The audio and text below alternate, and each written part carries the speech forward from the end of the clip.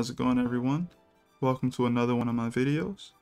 And recently, I've been thinking about making a video where I talk about 5 different books where I think that you can get the most out of learning comics. And I thought I'd go ahead and do it today. So here are some of those books. First book I have is Making Comics. Book's written by Scott McCloud. He also wrote the book on understanding comics. I feel like if you already have a good understanding of comics, like if you read them or have read them before, if you've read some manga, some comic strips, this book is great.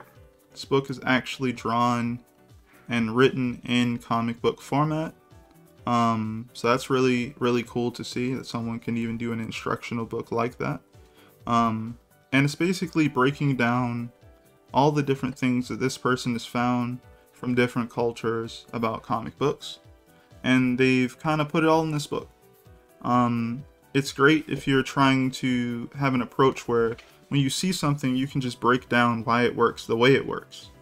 And that's kind of like my approach to learning comics. It's my favorite thing, to kind of know the ins and outs of not only what a person did, but why they did what they did.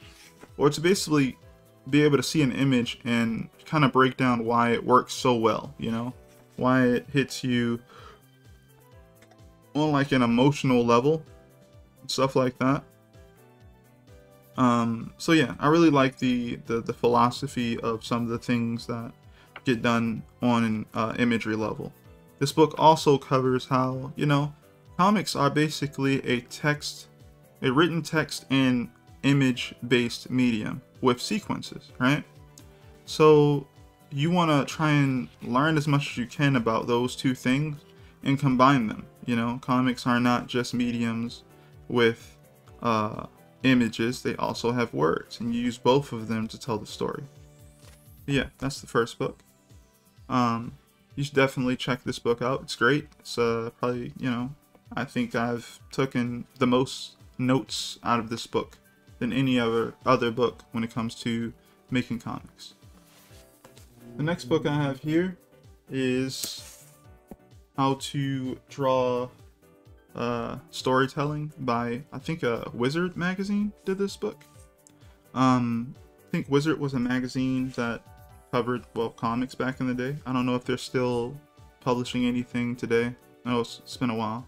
But yeah, this basically is a compiled book with a lot of the things that were, with a lot of the, I don't know, what are they called, panels or interviews or tips section or something like that from the professional comic book artists who would be featured in the magazine. So they took those sections out of the magazine and put together books like this. And this is the book specifically on storytelling. So that's all you're going to get in this book. Everything dealing with building up tension, suspense, pacing an issue, you know, that type of thing. Even cover art and stuff like that is in here, splash images, and just trying to make the most out of, you know, all that type of stuff. My favorite stuff here is rhythm, dealing with rhythm and panels. I think that type of stuff is very important to creating very successful storytelling when it comes to comics. Because comics, the main thing about them is they have panels. And the panels can be all types of different sizes and everything. And they can be different shapes. And because of those different sizes, shapes, and also placement, you know, the sequence in which they're in, you can already evoke a type of emotion and express them a certain type of way. So when you start to put images in those panels set up that way, you can really emphasize even more the emotion you're trying to get out of it, that arrangement. But yeah, check out both of those books, Making Comics and How to Draw the Storytelling edition from Wizard magazine. The third and fourth books that I have here for you guys is these two right here. This is Framed Ink 1 and 2. And Framed Ink is Framed Ink 1 and 2 both talk about composition. And, you know, one of them, well, both of them are, you know, for cinema, if you will, right? But, you know, what you put in these panels is basically shots, you know, shots like what you'd find in a movie scene or animation or whatever like that. Each one of these shots have different, you know, meanings attached to them. And because of that, the way you can shoot a scene, the way you can shoot a, you know, have a shot set up, you can evoke a different emotion in a person, the way it's set up, you know. So you want to learn about those types of shots. You want to learn how to use them and when to use them. So you know what you're going for. Once you know what you're going for, right? Once you know what the story you're going for and what type of emotion you want to have, you can really take advantage of this type of knowledge. Framed Ink 2 goes over not only those type of shots, but taking advantage of what type of format they're going to be in. So you have different aspect ratios that exist, right? Which also cover paneling to some degree. Definitely panels without word bubbles and stuff like that. So you can really push and emphasize certain imagery and the feeling you're trying to get across by how much space you have left in the image from the subjects and the negative space. So there's a lot of stuff like that in here.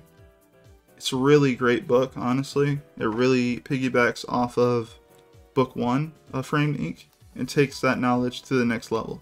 Which, this is the information I always wanted to have when I got at the end of Framed Ink 1. And I was like, but what about these things? So, the author went ahead and put out a second book after a couple years and covered a lot of the information that I would have loved to have. It'd be really dope if they actually just combined this into just Framed Ink and it was just one book. Actually, it'd be great. I always find it a little bit like, man, I wish the comic book section was a little bit more bigger. So every time the end of Framed Ink 1 and 2, the graphic novel section is the smallest in the book, but I do enjoy the fact that there is a graphic novel section in there. That's always good information. So check out both of these books if you want to up your game on composition and storytelling with different formats and different, you know, sizes of the display that they're going to be presented in. The last book that I have for you guys, that was a water bottle. The last book that I have for you guys is Manga in Theory and Practice. I think I need a little bit more lighting, but I think you guys can see this. There's this it's very successful manga series that the author worked on, Hirohiko Araki. And this book, in my opinion, if those two books, right, those sections of books, you have Making Comics and the the Wizard magazine book on storytelling. Those are about, you know, comics and storytelling with comics. And then you have Framed Ink 1 and 2, and those are about, you know, picking the right shots and setting those up well. And, you know, compositions and stuff like that, and setting those up well for the different panels you're going to put them in. Then here we have Manga in Theory and Practice.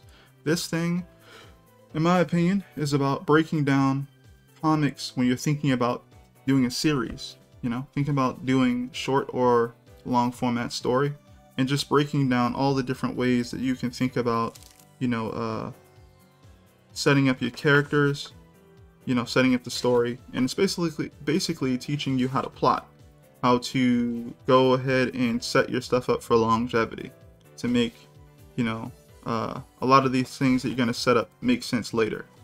And also to not waste a panel. There's a lot of good stuff in here. Basically, this person has sold, what, 100 million copies of their comic. They definitely know what they're doing. They don't like the idea of wasting a panel. They like to do things very purposefully.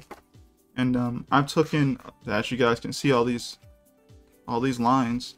I've taken a bunch of notes from this book. I learned a lot, and it's a lot to do here. It's a lot to do here. There's a lot to learn here. A lot of information. And the crazy part is this book kind of feels small. It doesn't take too long to read, but there's so much information in it that you could learn a lot from this book.